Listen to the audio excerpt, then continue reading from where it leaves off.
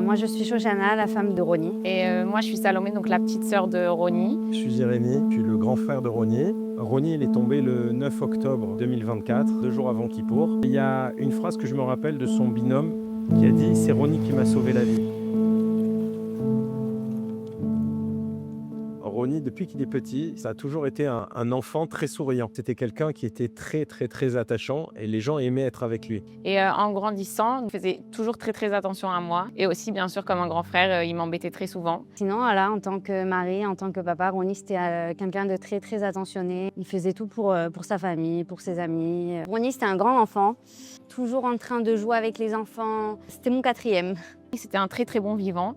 On vient de Marseille, donc c'était un vrai Marseillais qui vit la vie à 1000%. Il honorait beaucoup ses parents, que ce soit mon père ou ma mère. Et surtout, Ronnie, c'était un grand sioniste. Pour lui, il fallait tout faire comme les Israéliens. On est venu en Israël, on fait tout pour notre pays.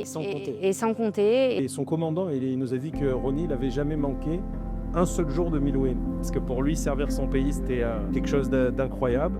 Et on voit ça en vrai dans la dernière photo qui a été prise le matin même où il a été tué. Et on voit Ronnie au loin, il faut vraiment zoomer, mais on le voit, il est avec un grand V comme ça et un grand sourire jusqu'aux oreilles. Et on sent qu'il est content d'être là et de protéger son pays. Ronnie, il est tombé le 9 octobre 2024, 2 jours avant Kippour, 367 jours après le début de la guerre. Et sur les 367 jours, il y a un truc qui est important, c'est qu'il en a passé 263 en Milouim.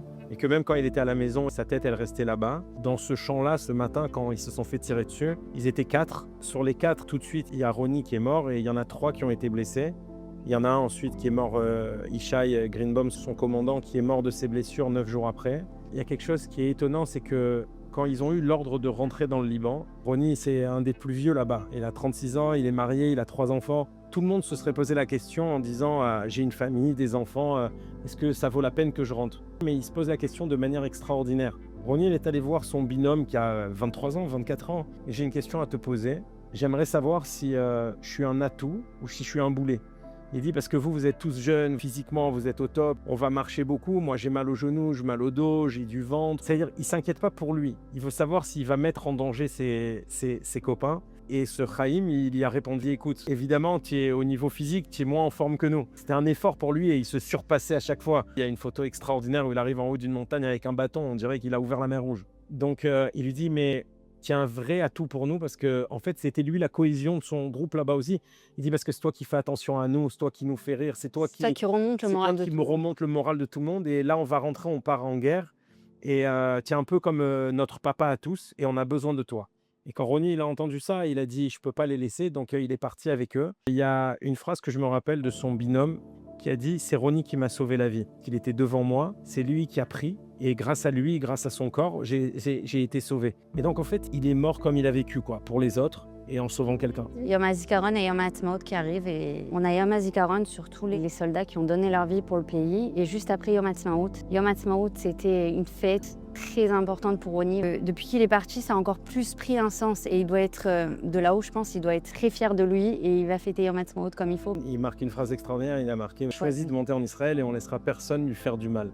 Il considérait Israël comme sa deuxième ou sa première femme. C'est ça. C'est vraiment ça.